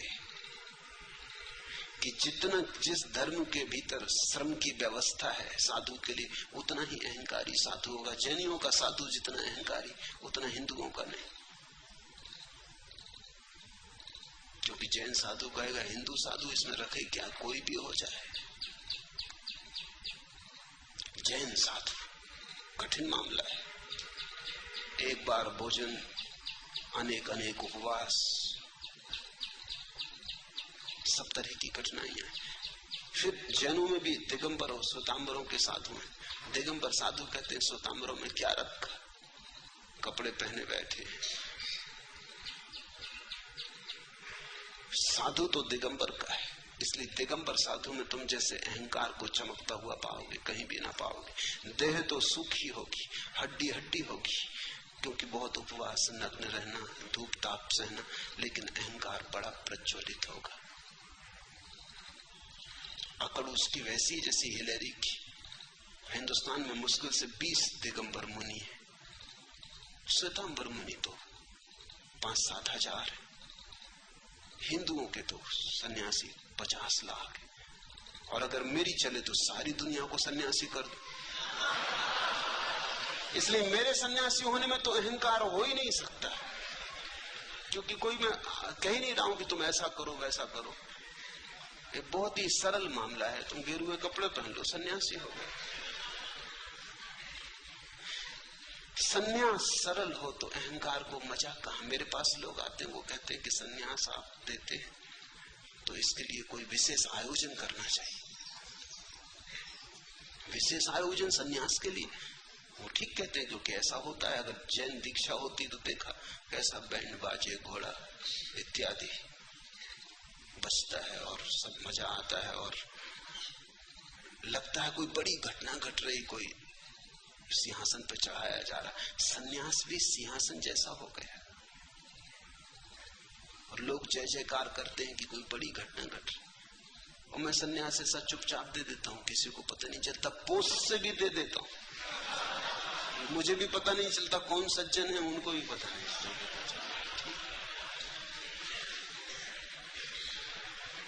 मेरे देखे सन्यास सरल होना चाहिए। मेरे देखे परमात्मा विश्राम में मिलता है, अहंकार में नहीं। कृत्य नहीं है, खोज नहीं है, परमात्मा मिला ही हुआ है। तुम जरा हल्के हो जाओ, तुम जरा शांत हो जाओ, तुम जरा रुको, अचानक तुम पाओगे वो सदा से था।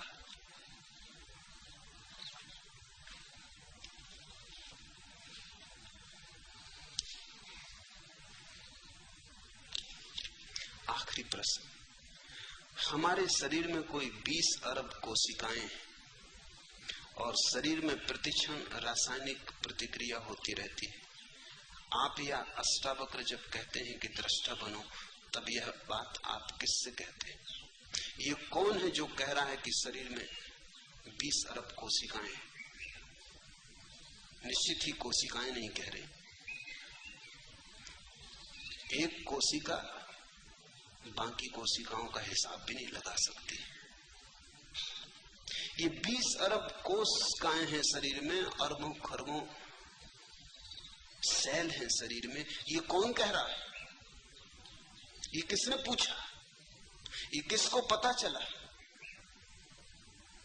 जरूर तुम्हारे भीतर कोशिकाओं से भिन्न कोई है जो गिनती कर लेता कि 20 करोड़ कोशिकाएं। हमारे शरीर में कोई 20 अरब कोशिकाएं हैं और शरीर में प्रतिक्षण रासायनिक प्रतिक्रिया होती रहती है। आप या अष्टावक्र जब कहते हैं कि दृष्टा बनो, तब यह बात आप किससे कहते हैं? उसी से जो कह रहा है कि 20 अरब कोशिकाएं हैं। यदि मस्तिष्क की कोशिकाओं से कहते हैं तो बात व्यर्थ है, क्योंकि बुद्धि नश्वर है। नहीं, हम कह भी नहीं रहे मस्तिष्क की कोशिकाओं से, हम तुमसे कह रहे हैं। अष्टावक्र भी तुमसे बोल रहे हैं। अष्टावक्र इतने बुद्धू नहीं कि तुम्हारे मस्तिष्क की कोशिकाओं से बोल रहे हैं, तुमसे बोल रहे हैं। तुम्हारा होना, तुम्हारी कोशिकाओं के पार है। तुम कोशिकाओं का उपयोग कर रहे हो सच, जैसे एक कार में बैठा हुआ ड्राइवर कार चला रहा है, दौड़ा जा रहा है, कार की गति से दौड़ा जा रहा है, 100 मील प्रति घंटे चला जा रहा है, लेकिन फिर भी वो जो ड्राइवर भीतर है वो कार नहीं है। और अगर एक सिपाही सीटी बजाए कि रुको, और वो पूछे कि किससे कह रहे हैं, कार के इंजन से, क्योंकि चल तो इंजन रहा है। किससे कह रहे हैं, पेट्रोल से, क्योंकि चला तो पेट्रोल रहा है। किससे कह रहे हैं, पहियों से, क्योंकि दौड़ तो पहिए रहे हैं। तो क्या कहेगा पुलिस का सिपाही? वही मैं तुमसे कहता हूं कि सीटी तुम्हारे लिए बजा रहे।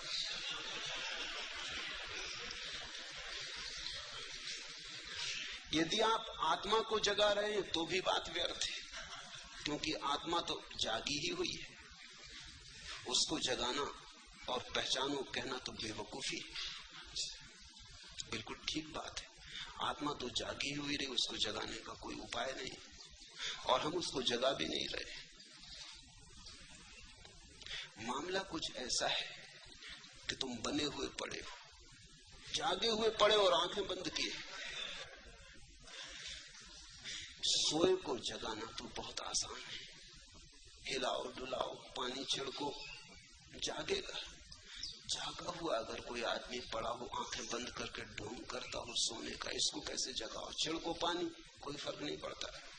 हिलाओ डुलाओ, वो हिल डुल के फिर करवट लेके सो जाता है। पुकारो, नाम सुन लेता है, बोलता नहीं। ऐसी तुम्हारी हालत है। जागे हुए को जगाना कोई अर्थ नहीं रखता, लेकिन जागा हुआ सोने का बहाना कर रहा है।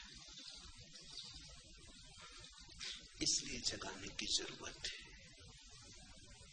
सोए हुए को जगा नहीं रहे, क्योंकि आत्मा सो नहीं सकती। जो सोया है वो शरीर है, जो शरीर है उसे जगाया नहीं जा सकता, और जो आत्मा जागी हुई है उसे जगाने का कोई अर्थ नहीं। बिल्कुल ठीक कहते हो, बड़े ज्ञान की बात कह रहे हो, मगर उधार होगी। क्योंकि खुद की समस्या आई होती तो पूछते ही नहीं। अष्टावक्र या मैं उसको जगा रहे हैं जो जागा हुआ है और भूल गया कि हम जागे हुए। जो जागा हुआ है और सोने के बहाने में पड़ गया है, सोने का खेल खेल रहा है। इसलिए तो कठिनाई है जगाने में, बड़ी कठिनाई है। आप लोगों को भ्रम में तो नहीं डाल रहे हैं। तुम सोचते हो लोग भ्रम में है, नहीं। अगर लोग भ्रम में नहीं है तो निश्चित ही मैं भ्रम में डाल रहा हूं। मगर अगर लोग भ्रम में नहीं है तो भ्रम में डाले कैसे जा सकेंगे? इतने बुद्ध पुरुष भ्रम में डाले जा सकते हैं। और अगर लोग भ्रम में तो जो मैं कर रहा हूं वो भ्रम के बाहर लाने की चेष्टा है। जो भी तुम हो उससे उल्टा मैं कर रहा हूं। अगर तुम सोचते हो तुम भ्रम में हो तो ये चेष्टा जगाने की। अगर तुम सोचते हो तुम जागे हुए हो तो ये चेष्टा तुम्हें भ्रम में डालने की। लेकिन अगर तुम जागे हुए हो तो कौन तुम्हें भ्रम में डाल देगा? ख्याल रखना, तुम्हारे अतिरिक्त तुम्हें भ्रम में कोई भी नहीं डाल सकता।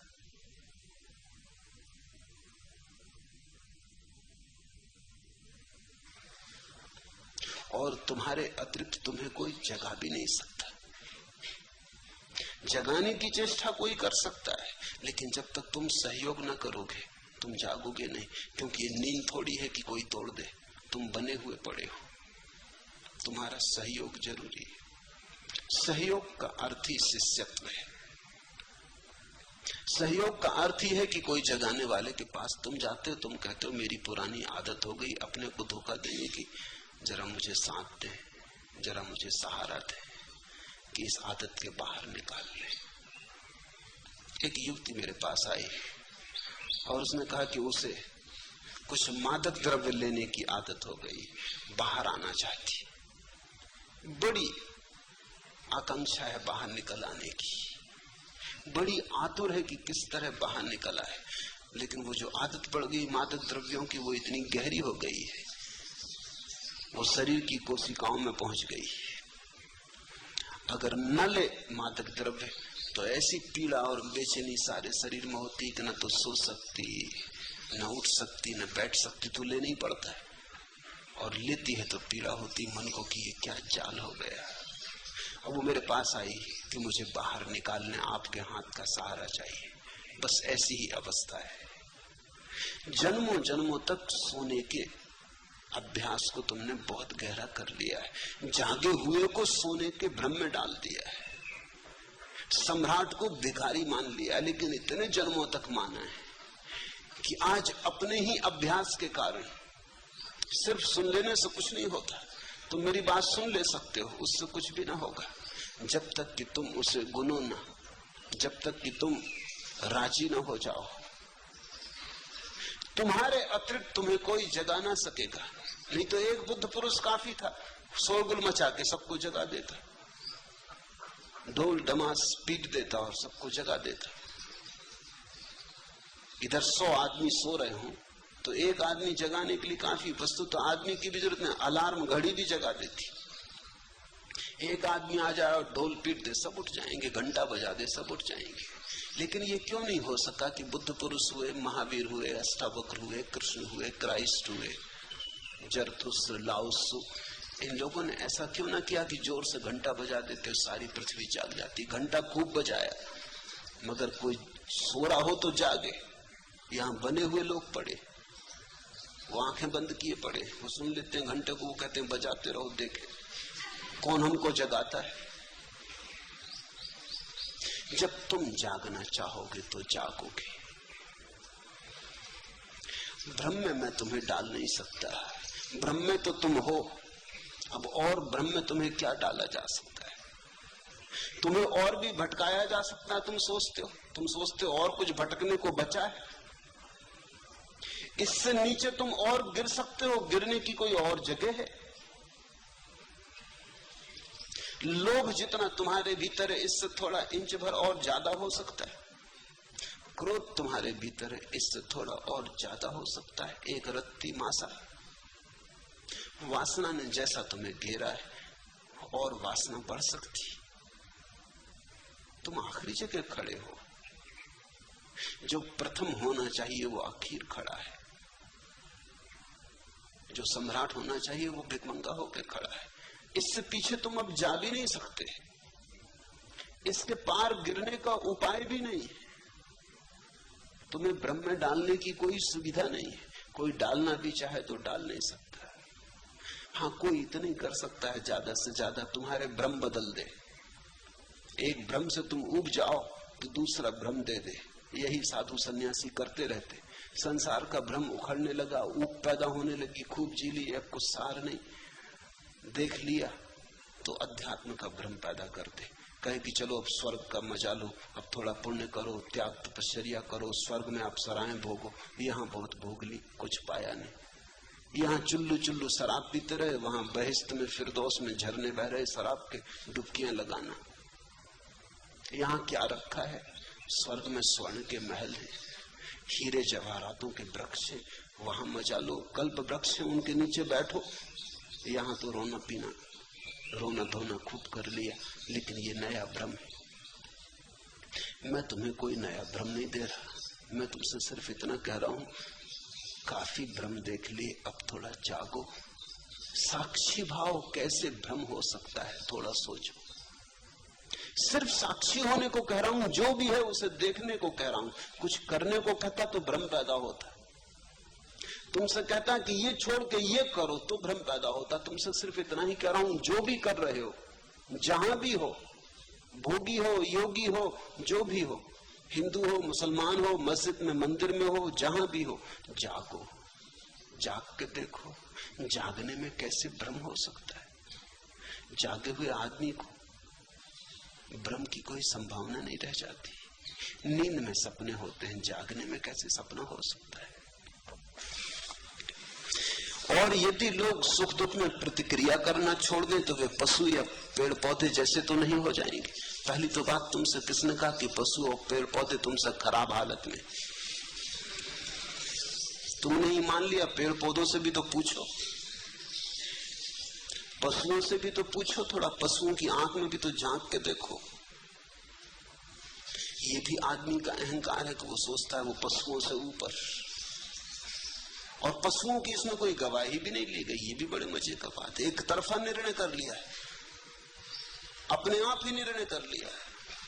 अगर पशुओं में भी इस तरह की किताबें लिखी जाती होंगी, शास्त्र रचे जाते होंगे, तो उनने भी लिखा होगा कि आदमी बहुत गया बीता जानवर।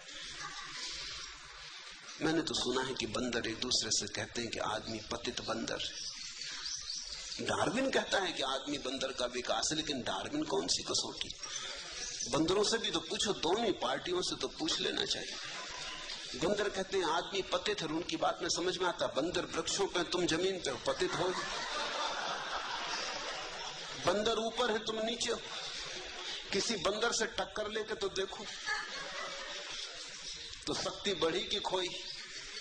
जरा एक वृक्ष से दूसरे वृक्ष पे छलांग लेके तो देखो, हड्डी पसली टूट जाएंगी। तो कला आई कि गई, ये तुमसे किसने कह दिया? ये खुद ही मान लिया। ये बड़े मजे की बात है। आदमी की बीमारियों में एक बीमारी है कि आदमी मानता है कि वो सबसे ऊपर है। फिर पुरुषों से पूछो तो वो मानते हैं वो स्त्रियों से ऊपर। स्त्रियों से भी नहीं पूछे, स्त्रियों की इसमें कोई गवाही नहीं ली गई, इस पर कोई वोट नहीं हुआ कभी। क्योंकि पुरुषों ने शास्त्र लिखे, जो मन में था लिख लिया। और स्त्रियों को तो पढ़ने पे भी लोग रोक लगा रखी थी कि कहीं वो पढ़ भी लें तो बाधा डालेंगे, क्योंकि जो पंडित लिख रहा था उसकी पत्नी ही उसको कष्ट में डाल देती। अगर पढ़ना आता होता तो पढ़ने पे बाधा लगा दी कि वेद पढ़ नहीं सकती स्त्रियां, ये नहीं कर सकती। हद कर दी पुरुषों ने, स्त्रियां मोक्ष भी नहीं जा सकती। मोक्ष जाने के पहले उनको पुरुष होना पड़ेगा, पुरुष पर्याय में आना पड़ेगा। फिर पुरुषों में भी पूछो, गोरा समझता है कि वो ऊंचा है काले से, काले से भी तो पूछो। मैंने सुना है कि अफ्रीका के जंगल में एक अंग्रेज शिकार के लिए गया और उसने अपने साथ एक निगरो को गाइड की तरह लिया। जंगल में दोनों भटक गए और देखा कि वो 100 आदमियों का भाले लिए हुए जंगलियों का एक दस्ता निगरो चला आ रहा है। वो अंग्रेज बहुत घबराया। उसने अपने गाइड से निगरो से कहा कि हम लोगों की जान खतरे में। उसने कहा हम लोगों की, मुझे छोड़ो, तुम अपनी सोचो।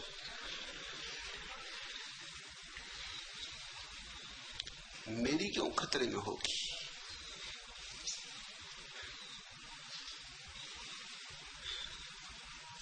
सफेद आदमी सोचता है वो श्रेष्ठ है, काला सोचता है वो श्रेष्ठ है।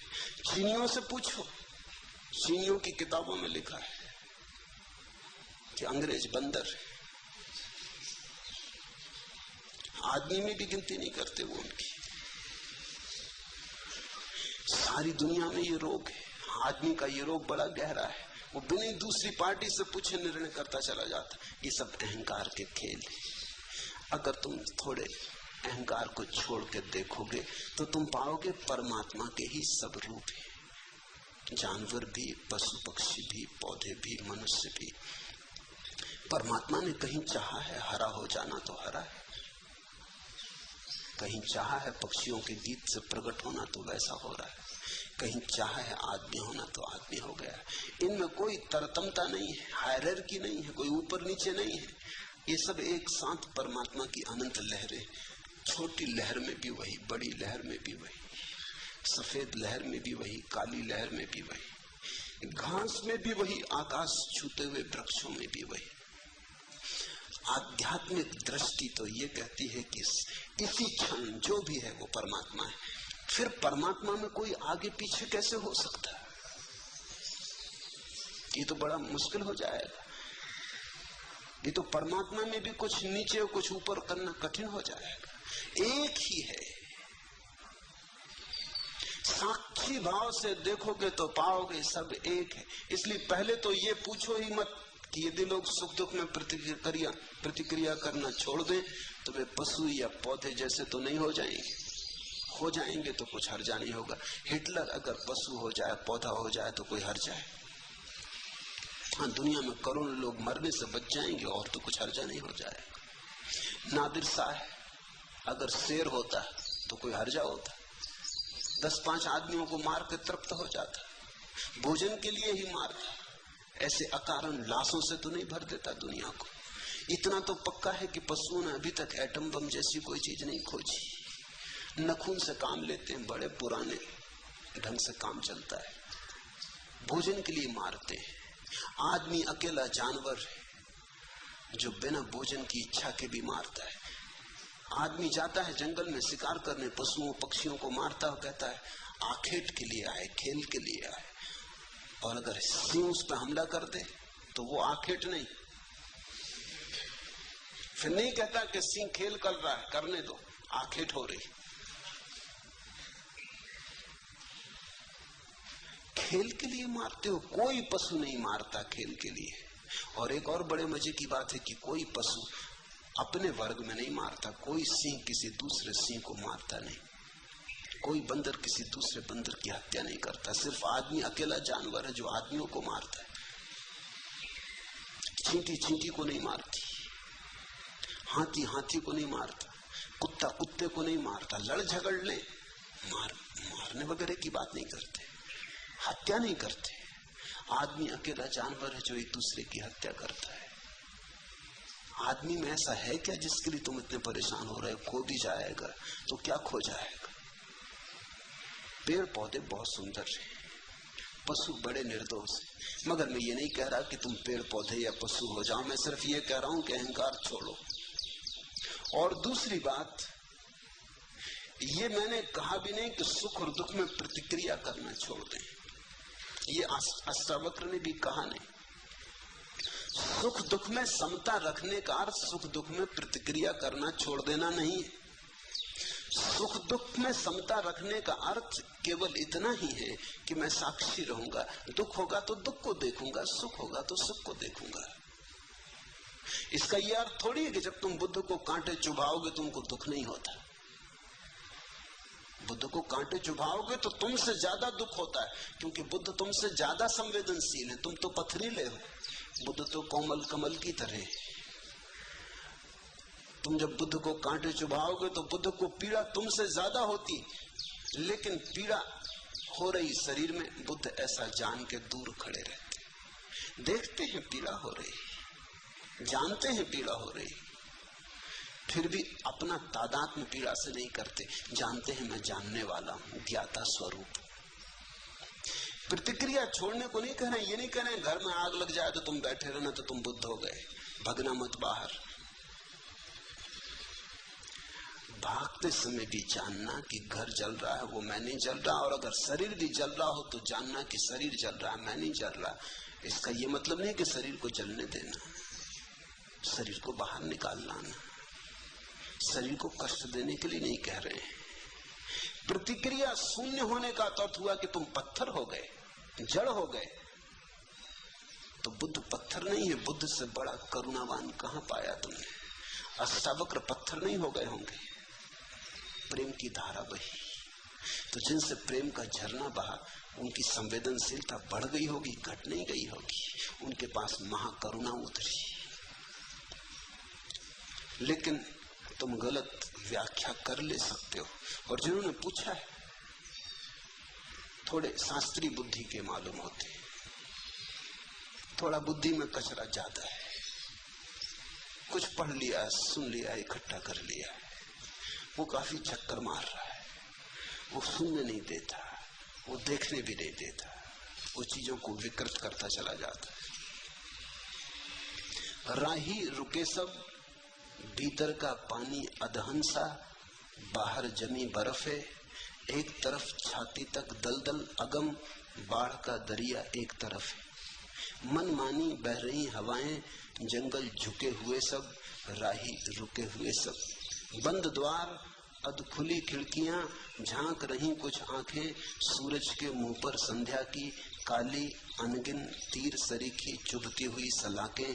अपने चेहरे के पीछे चुप, सहमे लुके हुए सब, राही रुके हुए सब। अपने चेहरे के पीछे चुप सहमे लुके हुए सब, राही रुके हुए सब। ये जो चेहरे मुखौटे बुद्धिमानी के, पांडित्य के, शास्त्रीयता के, इनके पीछे कब तक छुपे रहोगे? ये जो विचारों की परतें हैं, इनके पीछे कब तक छुपे रहोगे? इन्हें हटाओ, भीतर शुद्ध चैतन्य को जगाओ, दृष्टा की तरह देखो, विचारक की तरह नहीं। विचारक का तो अर्थ हुआ मन की क्रिया शुरू हो गई। तो अगर अष्टावक्र को समझना हो तो चैतन्य, शुद्ध चैतन्य की तरह ही समझ पाओगे। अगर तुम सोच विचार में पड़े तो अष्टावक्र को तुम नहीं समझ पाओगे, चूक जाओगे। अष्टावक्र कोई दार्शनिक नहीं और अष्टावक्र कोई विचारक नहीं है। अष्टावक्र तो एक संदेश वाहक है, चैतन्य के साक्षी के, शुद्ध साक्षी। सिर्फ देखो, दुखो देखो, सुखो सुख को देखो। दुख के साथ ये मत कहो कि मैं दुख हो गया, सुख के साथ ये मत कहो कि मैं सुख हो गया। दोनों को आने दो, जाने दो। रात आए तो रात देखो, दिन आए तो दिन देखो। रात में मत कहो कि मैं रात हो गया, दिन में मत कहो कि मैं दिन हो गया।